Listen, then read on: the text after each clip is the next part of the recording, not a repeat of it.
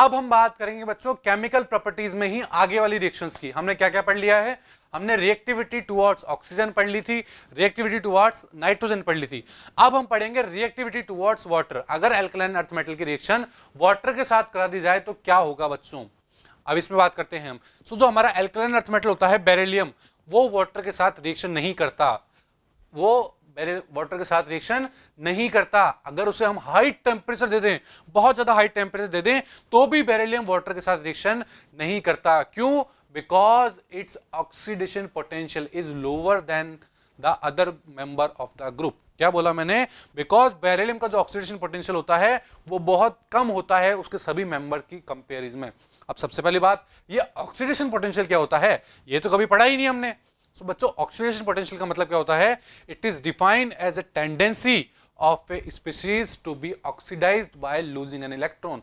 इसका मतलब क्या होता है बच्चों कि कोई भी मेटल अपने आप को कितना ऑक्सीडाइज कर सकता है? इलेक्ट्रॉन लूज करके। अब हमें पता है कि बेरिलियम बहुत छोटा होता है। बेरिलियम क्या होता है? छोटा होता है। अब छोटा होता है तो न्यूक्लियस का चार्ज बाहर वाले इलेक्ट्रॉन पे, वैलेंशियल इलेक्ट्रॉन पे बहुत ज्यादा होता है, तो वो इलेक्ट्रॉन इतना इजीली नहीं निकाल सकता। इसलिए उसका ऑक्सीडेशन पोटेंशियल क्या होता है? ऑक्सीडेशन पोटेंशियल कम होता है, मतलब इलेक्ट्रॉन लूज करने की टेंडेंसी बहुत कम होती है उसकी। ठीक है, तो हमने क्या बोला? इसी वजह से बेरिलियम को अगर आप हाई टेम्परेचर पर भी हीट कर देते हो, बहुत ज्यादा टेम्परेचर पर भी हीट करते हो वाटर के साथ, तो भी वो वाटर के साथ रिएक्शन नहीं करता। दैट मीन्स बेरिलियम की रिएक्शन अगर वाटर के साथ करा दें और हाई हीट दे दें, उसको हाई टेम्परेचर दे दें, फिर भी यहां पर नो रिएक्शन होगी। दैट मीन्स कोई रिएक्शन नहीं होगी। But in the case of magnesium it decompose in the boiling water but not in the cold water. इसी तरह मैं मैग्नीशियम की बात करूं तो वो बॉइलिंग वाटर दे दे, मतलब अपन बहुत ज्यादा हीट करके वाटर के साथ रिएक्शन करा दे मैग्नीशियम की, जब तो रिएक्शन कर जाएगा वो। बट अगर उसकी कोल्ड वाटर के साथ रिएक्शन कराएं तो वहां वो रिएक्शन नहीं करेगा। ऐसा क्यों कि कोल्ड वाटर के साथ रिएक्शन नहीं करेगा, बट हाई टेम्परेचर दे दें हम उसको तो रिएक्शन कर जाएगा? वही सेम रीजन, क्योंकि मैग्नीशियम का ऑक्सीडेशन पोटेंशियल भी इतना ज्यादा नहीं होता है कि वो कोल्ड वाटर के साथ भी रिएक्शन कर जाए। बात क्लियर है? दैट मींस मैग्नीशियम की रिएक्शन अगर वाटर के साथ करा रहा हूं मैं, कोल्ड वाटर के साथ करा रहा हूं, तो कोई रिएक्शन नहीं होगी वहां पर, नो रिएक्शन। बट अगर मैग्नीशियम की रिएक्शन ही मैं वाटर के साथ करा रहा हूं, स्टीम वाटर के साथ करा रहा हूं, मतलब बहुत ज्यादा हीट दे रहा हूं वहां पर मैं, तो हमें मैग्नीशियम ऑक्साइड फॉर्म होता हुआ दिखेगा बच्चों, मैग्नीशियम ऑक्साइड, और H2 गैस बाहर निकल जाएगी वहां पर। क्या निकल जाएगी? H2 गैस बाहर निकल जाएगी बच्चों, बिल्कुल।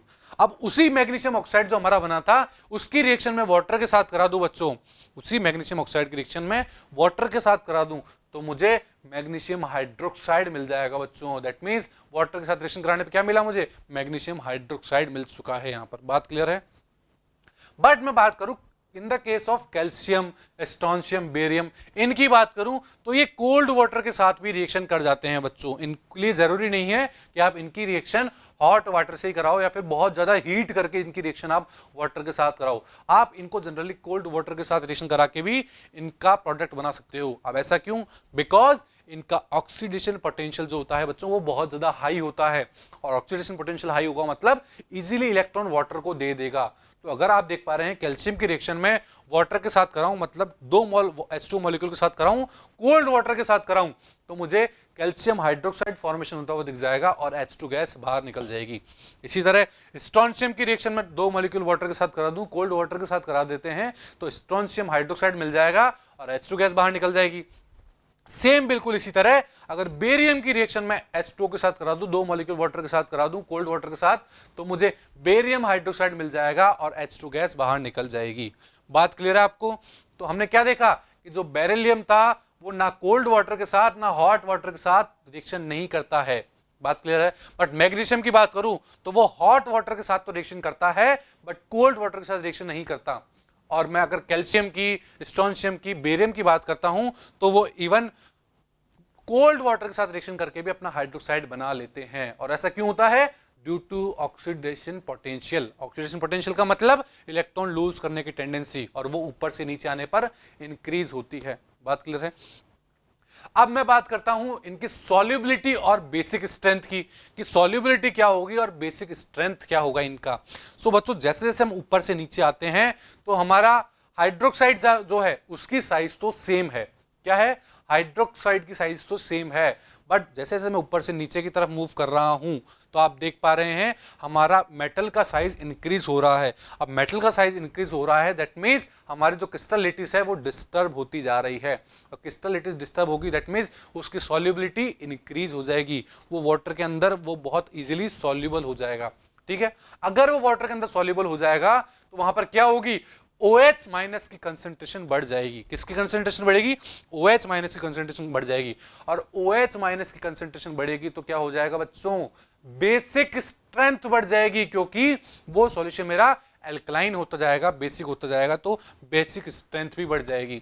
तो ओवरऑल ऑर्डर क्या होगा सॉल्युबिलिटी का, ओवरऑल ऑर्डर हो जाएगा सॉल्युबिलिटी का सबसे ज्यादा बेरियम हाइड्रोक्साइड, फिर स्ट्रोंशियम हाइड्रोक्साइड, फिर कैल्शियम हाइड्रोक्साइड, मैग्नीशियम हाइड्रोक्साइड, और फिर बेरिलियम हाइड्रोक्साइड होगा मेरा।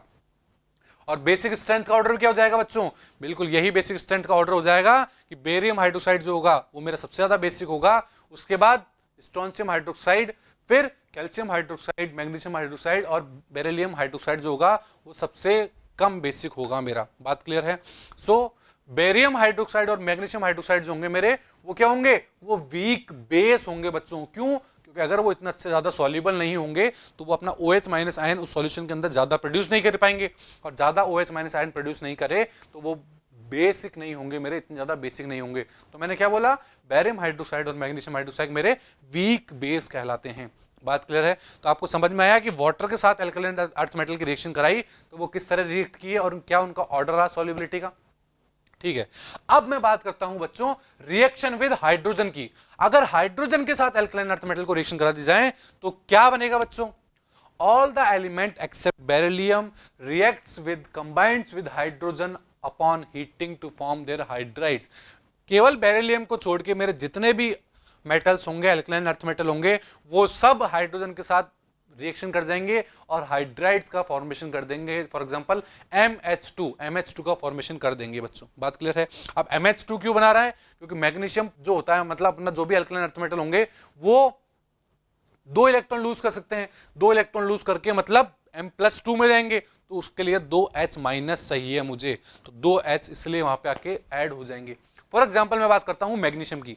मैग्नीशियम में 2 इलेक्ट्रॉन लूज किए, दोनों हाइड्रोजन को एक एक इलेक्ट्रॉन दे दिया, तो क्या बना दिया, MgH2 बना दिया। स्लाइटली हीटिंग के ऊपर ये रिएक्शन हो जाती है बच्चों। इसी तरह अब मैं बात करूं कैल्शियम की, तो कैल्शियम की अगर मैं हाइड्रोजन के साथ रिएक्शन कराऊंगा और हीट करूंगा कुछ, तो कैल्शियम हाइड्राइड मिल जाएगा मुझे। स्ट्रोंशियम की बात करें तो स्ट्रोंशियम हाइड्राइड मिल जाएगा। इसी तरह बेरियम की रिएक्शन अगर मैं H2 के साथ करा दूंगा तो स्लाइटली हीटिंग पे मुझे बेरियम हाइड्रोक्साइड मिल जाएगा। बट यहां पर हमने देखा कि बेरिलियम ने हाइड्रोजन के साथ रिएक्शन नहीं करी, but if we react with beryllium with hydrogen then reaction is not proceed, तो वहां पर रिएक्शन प्रोसीड ही नहीं होगी। अब क्या आपको बता सकता है बच्चों मुझको कि क्या रीजन होगा बेरियम हाइड्रोजन को अपने इलेक्ट्रॉन नहीं दे रहा है। हमने अभी पढ़ा बच्चों कि बेरिलियम का ऑक्सीडेशन पोटेंशियल बहुत कम होता है, और कम होगा ऑक्सीडेशन पोटेंशियल तो वो अपने इलेक्ट्रॉन इजीली नहीं दे पाएगा। बात क्लियर है। तो इजीली नहीं दे पाएगा तो वो हाइड्रोजन के साथ भी इतना अच्छे से रिएक्शन नहीं कर पाएगा। सो बेरिलियम की अगर रिएक्शन H2 के साथ करा दें, उसको हीट कर दें, तो भी नो रिएक्शन ही होगी। जबकि BeH2 को हम इनडायरेक्टली प्रिपेयर कर सकते हैं बच्चों। इनडायरेक्टली कैसे, अगर BeCl2 की रिएक्शन लिथियम एल्यूमिनियम हाइड्राइड के साथ करा दी जाए तो हमें बेरिलियम हाइड्राइड मिल जाएगा। फॉर एग्जांपल 2 मॉलिक्यूल BeCl2 के अगर LiAlH4 के साथ रिएक्शन करा दी जाए तो मुझे क्या मिल जाएगा, 2 मॉलिक्यूल BeH2 के मिल जाएंगे, एक LiCl का मॉलिक्यूल और एक AlCl3 का मॉलिक्यूल बाहर निकल जाएगा।